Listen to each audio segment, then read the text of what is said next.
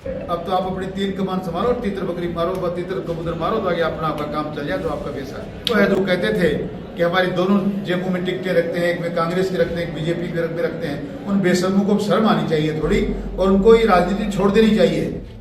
देखिए, सबसे पहले मैं भारतीय जनता पार्टी के शीर्ष नेतृत्व को, परम आदरणीय यशस्वी प्रधानमंत्री श्री नरेंद्र जी मोदी को, आदरणीय अमित शाह जी को, राष्ट्रीय अध्यक्ष आदरणीय जेपी नड्डा जी को, राजस्थान के प्रदेश अध्यक्ष आदरणीय सीपी जोशी जी को, हमारे नेता प्रतिपक्ष आदरणीय राठौड़ साहब को, और हमारी पूर्व मुख्यमंत्री जनजन की नेता आदरणीय वसुंधरा जी को, और समस्त पार्टी के समस्त शीर्ष नेतृत्व को बहुत बहुत धन्यवाद देना चाहता हूँ।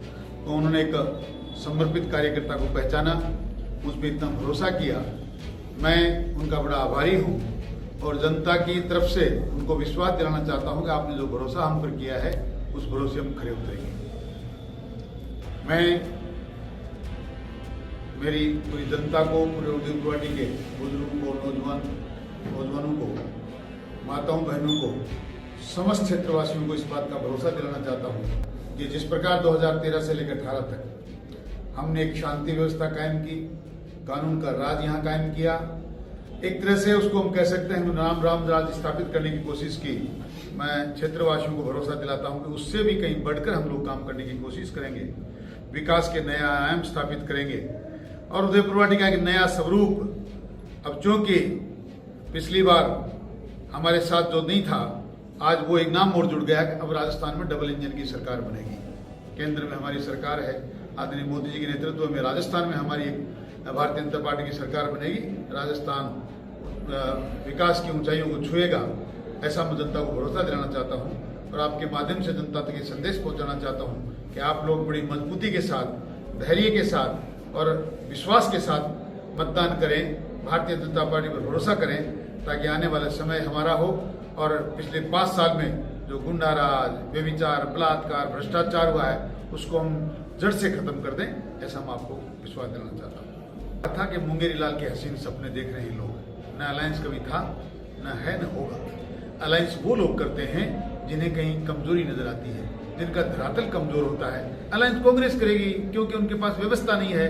हम 150 से पार सीटें जीतने वाले लोग हैं, हमारी पार्टी को अलायंस करने की कोई जरूरत नहीं। मैंने एक भी दिन इस बात पे विश्वास नहीं किया किसी प्रकार का कोई अलायंस नहीं होगा।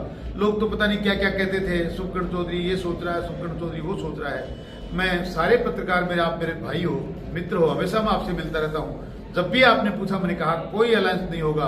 भारतीय जनता पार्टी में देखना, मैं 5 साल से लगातार जिस प्रकार जनता के बीच में हूँ, मेरे नेतृत्व को, मेरे पल पल की खबर है कि मैं जनता के साथ किस प्रकार का काम कर रहा हूँ, किस प्रकार विपक्ष की भूमिका निभा रहा हूँ, और सबसे पहली लिस्ट में मेरा नाम आएगा।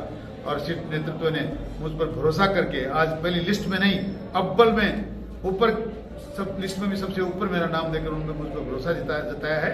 अब तो सोचना उनको है जो कहते थे कि हमारी दोनों जेबों में टिकटें रखते हैं, एक में कांग्रेस की रखते हैं, एक बीजेपी के रखते हैं। उन बेशर्मों को शर्म आनी चाहिए थोड़ी, और उनको ये राजनीति छोड़ देनी चाहिए। जनता के साथ इतनी झूठ बोलते हैं, इतना पाखंड करते हैं, और इतना फ्रेम करते हैं। अब जो थोड़ा सा उनको किसी ने कह दिया, किसी ने चला दिया, और साथी ने सोशल मीडिया में कि गठबंधन हो सकता है, तो बस बाँछें खिल गई, नाचने लग गए। पिछली बार तो मैंने भगवान नाम को टिकट दिया था, आपकी बार तो दोनों ही मैं दूंगा। भैया, न पिछली बार आपने कुछ दिया, न आपकी बात देने लायक रहोगे। अब तो आप अपनी 3 कमान संभालो, तीतर बकरी मारो, तीतर कबूतर मारो, तो आगे अपना आपका काम चल जाए, तो आपका पैसा है।